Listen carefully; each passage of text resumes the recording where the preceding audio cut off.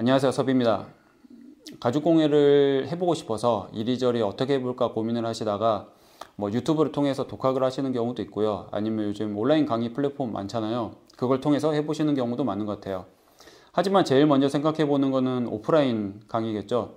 간단히 얘기하면 가죽공방에 가서 내가 수업을 등록을 하고 수강료와 재료비를 지불을 해서 거기에 맞는 그런 수업들을 듣는 거죠. 그리고 거기에 맞는 그런 가방을 만든다든지 가죽 제품, 소품일 수도 있고 여러 가지를 직접 해보는 거라고 볼 수가 있습니다.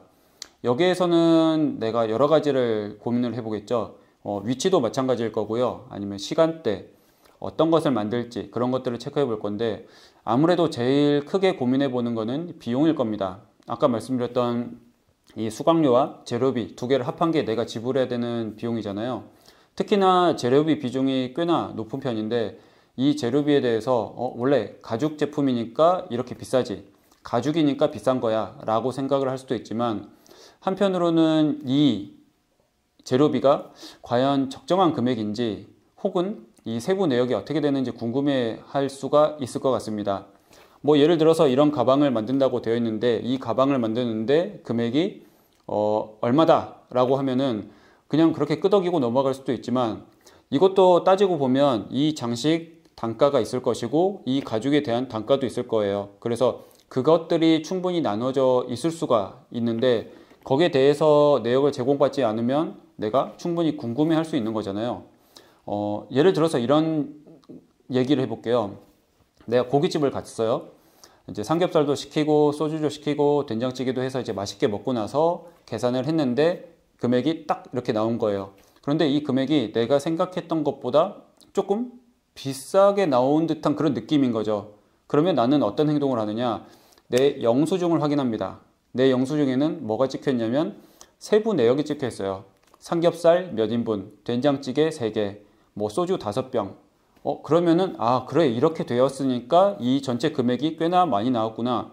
그래, 내가 이렇게 시켜서 먹고 이게 합쳐져서 이렇게 나왔구나 라고 끄덕이게 됩니다. 흔히 말해서 인정을 하게 되는 거죠. 나의 선택에 대해서.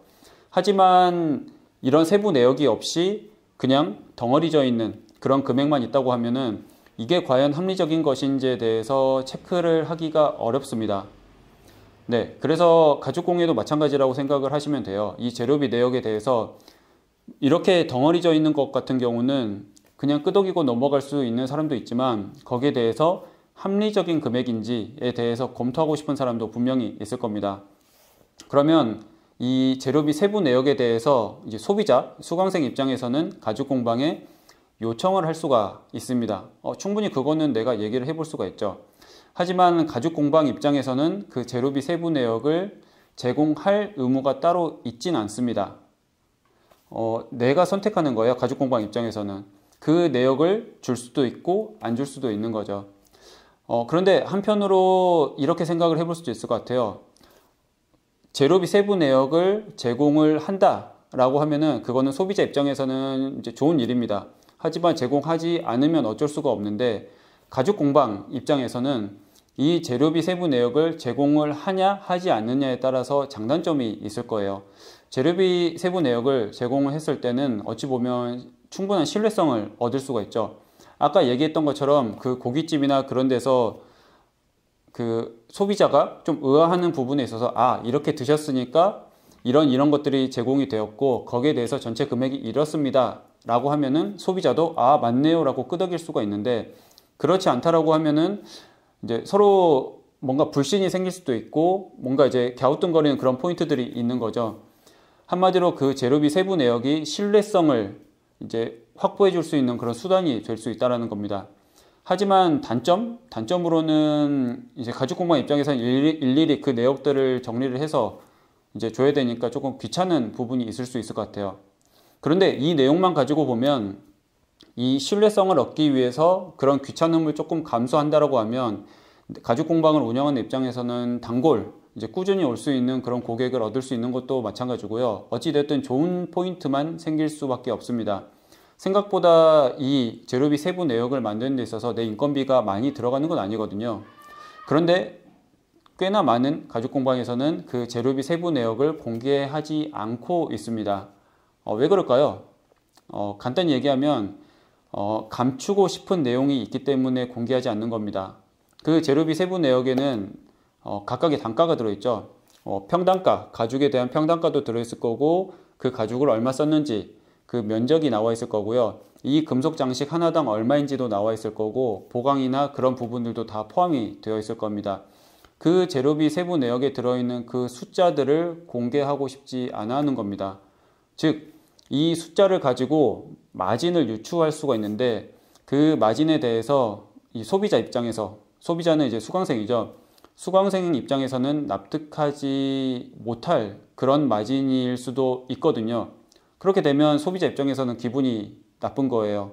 즉, 소비자가 생각하는 그 기준과 가죽공방 운영하는 입장에서의 그 기준이 매칭이 되지 않기 때문에 그 매칭되지 않는 기준을 덮으려고 세부 내역을 공개하지 않는 거라고 보시면 좋을 것 같아요. 뭐 예를 들어서 내가 이 세부 내역을 공개하는 데 있어서 당당하다고 하면은 그냥 공개하면 되겠죠. 굳이 그게 어려운 건 아니잖아요. 그런데 거기에 대해서는 감추고 싶은 게 있으니까 각각의 내역을 생략을 하고 덩어리진 채로 그렇게 한다고 보시면 좋을 것 같아요. 그런데 아까 말씀드렸던 이 마진이라는 것도 각자 모두가 가지고 있는 정보라고 하면 그 생각하는 기준이 달라서 그럴 수 있겠지만 만약에 가죽 공방만 가지고 있는 정보라고 하면 그것은 마진을 유출을 할 수가 없습니다. 즉, 가죽 공방 입장에서는 모두가 가지고 있는 정보를 가지고는 마진을 확보를 할 수 없는 이제 상태가 되었고요. 특히나 온라인이나 그런 것들을 통해서 많은 정보들이 공유되는 이런 시대에서는 더 쉽지 않아졌죠. 그렇기 때문에 이렇게 재료비 세부 내역을 공개하기를 조금 꺼려하는 것도 이 마진에 대한 그 기준이 소비자가 생각하는 기준과 가죽 공방이 취하고자 하는 그 기준이 다르기 때문에 거기에 대한 마찰을 피하고자 재료비 세부 내역을 공개하지 않는다라고 보시면 좋을 것 같습니다. 뭐 어찌됐든 조금 이제 민감할 수 있는 주제일 수도 있는 이런 재료비 세부 내역에 대해서 이야기를 해봤는데 제가 굳이 이 내용을 얘기한 거는 소비자 입장에서는 이 재료비 세부 내역에 대해서 알고 있고 그걸 대해서 요구할 수 있는 것은 어찌 보면 현명한 소비자로서의 행동일 수도 있다라고 생각을 해서 말씀을 드렸고요. 앞으로 가죽 공방을 운영하실 분들 같은 경우는 내가 공방을 운영하는 데 있어서 이 재료비 세부 내역을 공개하느냐 하지 않느냐는 본인의 선택에 달려 있습니다. 하지만 공개를 함으로써 얻는 장점도 있고 공개를 하지 않음으로써 얻는 메리트가 있기 때문에 거기에 대해서 판단의 근거로 삼으시라 라고 말씀을 드리고 싶어서 여기에 대해서 간단히 말씀을 드렸고요. 참고로 저 같은 경우는 제 스튜디오를 운영하면서 재료비 세부 내역을 전부 다 정리해서 공개를 하고 있습니다. 어찌 보면 모두가 가지고 있는 정보라고 생각하는 걸 수도 있고요. 그렇기 때문에 그렇게 공개를 하고 있는데 만약에 제가 독점으로 뭔가 남들이 얻지 못하는 그런 가죽이라든지 장식이라든지 그런 것들을 가지고 있다고 하면 마진을 많이 붙일 수가 있겠죠. 그거는 뭐 모두가 오케이 하는 상황인 거잖아요. 하지만 모두가 알고 있는 정보라고 하면은 굳이 마진을 붙이는 게 의미가 없다라고 생각을 했기 때문에 그런 식으로 당당하게 조금 이제 단가랑 이제 면적이랑 그런 것들을 기입을 해서 공개를 하고 정산을 하고 있습니다. 어찌 보면 번거로운 작업일 수도 있을 것 같아요. 하지만 그로 인해서 신뢰성을 가져갈 수 있다라고 하면은 짧은 기간을 생각하는 게 아니라 롱텀으로 생각했을 때 더 이득이기 때문에 그렇게 행동을 하고 있고요. 이런 포인트가 있을 수 있다라고 조금 공유하고 싶어서 이렇게 이야기를 해봤습니다. 말이 조금 꼬이네요.